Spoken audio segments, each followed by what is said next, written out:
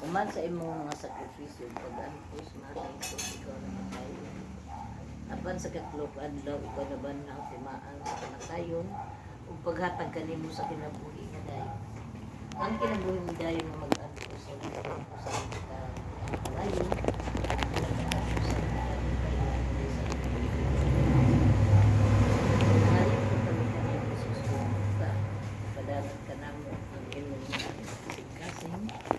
Kami, kalahot tayo mga kasagubang sa tanan pagpasakit o pag-antos ang man sa among kamatayon kami magkahilos sa kanino sa ibigin. Hinayhay kong wala amahan na mo nakasarahin pagkatay ko ng iyong ngalan maubot ka na mo ang iyong gingharian matuman ang iyong pagbuo sa yuta. Ang kalano namo sa matag adlaw ihatag ka namo karong adlaw. Pasaylo kami sa utang namo kanimo. Ayon ang pasaylo kami sa nakautang kanamo.